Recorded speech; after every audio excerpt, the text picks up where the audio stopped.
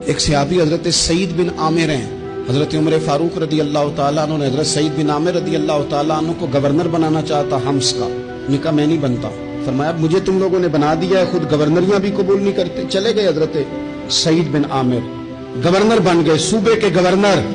مال غنیمت میں سے کچھ زیادہ مال مدینہ شریف میں جمع ہوا تو حضرت عمر نے مختلف صوبوں سے غریبوں کی لسٹیں منگوائیں. حضرت سعید بن عامر کے صوبے کے کچھ خاص لوگوں کو آپ نے لکھا کہ تمہارے صوبے میں جو غریب ہیں ان کی لسٹیں بھیج دو. تو جب لسٹ آئی تو اس میں پہلا نام حضرت سعید بن عامر کا بھی تھا. کہا ہمارے گورنر کے پاس پہننے کو کپڑا کوئی نہیں، کھانے کو روٹی کوئی نہیں. حضرت عمر بیٹھ کے رو پڑے اور میں تمہارا گورنر بھی مسکین ہے. اشرفیوں کی ایک تھیلی بھر کے حضرت عمر نے بھیجی. حضرت سعید بن عامر کے پاس جب گئی تو کہنے لگے انا للہ و انا الیہ راجعون. آپ کی اہلیہ کہنے لگی خیریت ہے؟ بلی مانس دیکھنا میرے پاس دنیا آ گئی ہے، میں نے تو جان چھڑائی تھی اس سے، میرے پیچھے بھاگتی ہے. حضرت سعید بن عامر نے سارا مال وہیں اللہ کے حضور خیرات کر دیا. حضرت عمر ایک دفعہ دورے پہ آئے ان کے صوبے میں تو سب لوگوں کو جامع مسجد میں بلایا، حضرت سعید بن عامر کو بھی بلایا. ابن الجوزی لکھتے ہیں کہ حضرت عمر نے فرمایا لوگوں تمہیں اپنے گورنر سے کوئی شکایت تو نہیں؟ تو لوگوں نے کہا 4 شکایتیں. ایک تو ہمارے گورنر صاحب جب شروع میں آئے تھے تو فجر کی نماز کے بعد ہی آ کے لوگوں کے بیچ بیٹھ جاتے تھے. اب اشراق چاشت کے وقت آتے ہیں، سورج پورا طلوع ہو جاتا ہے تو حضرت سعید بن عامر رضی اللہ عنہ آتے ہیں. اور دوسری شکایت یہ ہے کہ صرف دن میں ملتے ہیں، رات کو ملتے ہی نہیں. اور تیسری شکایت یہ کہ ہفتے میں ایک پورا دن ہوتا ہے ملاقات ہی نہیں کرتے. اور چوتھی شکایت یہ ہے کہ کبھی کبھی بیٹھے بیٹھے رونے لگتے ہیں اور بے ہوش ہی ہو جاتے ہیں. آپ نے ایسا شخص گورنر بنا دیا جو دیوانہ ہے. حضرت عمر نے بلا لیا، قریب بیٹھے تھے، کہا دے سوالوں کے جواب. گردن جھکی ہوئی ہے. عرض کرنے لگے امیر المومنین میں نے تو پہلے ہی کہا تھا میں گورنری کے قابل نہیں. فرمایا اب تو منصب تمہارے پاس ہے، تمہیں جواب تو دینا ہے. حضرت سعید بن عامر کہنے لگے حضور 4 میرے ساتھ مسئلے ہیں. فرمایا کون سے؟ حضرت سعید بن عامر کہنے لگے آپ سوال دہرائیں میں جواب دیتا ہوں. آپ نے فرمایا سعید لوگ کہتے ہیں پہلے تو سویرے آ جاتا تھا، اب تو اشراق چاشت کے وقت آتا ہے. گردن جھکائی، سناٹا چھا گیا محفل پہ. تھوڑی دیر کے بعد سار اٹھایا تو داڑھی پہ آنسو گر رہے تھے.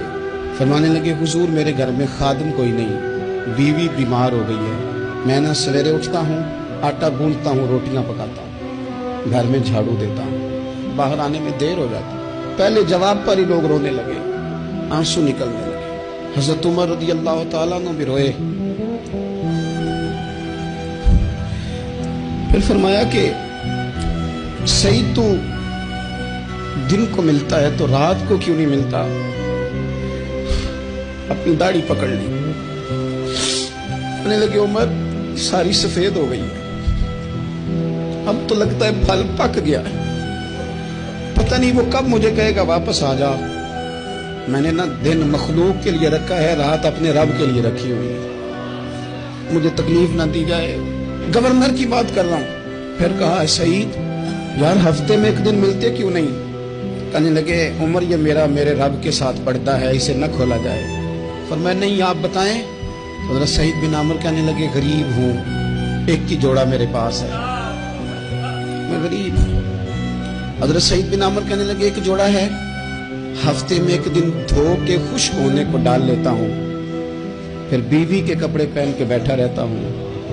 کس طرح گھر سے باہر نکلوں؟ میرا پردہ تھا. میں اپنی غریبیاں لوگوں کے سامنے نہیں رکھنا چاہتا، میں جانوں میرا رب جانے، میں راضی ہوں نا اس کی رضا پہ. اب تو حضرت عمر ہچکیاں لے کے رونے لگے. فرمانے لگے چل آخری سوال کا جواب ہی دے دے، کبھی کبھی روتے ہو تو بے ہوش ہی ہو جاتے ہو. حضرت سعید بن عامر پھر رونے لگے. فرمانے لگے بڑی عمر کا ہو گیا تھا جب کلمہ پڑا تھا.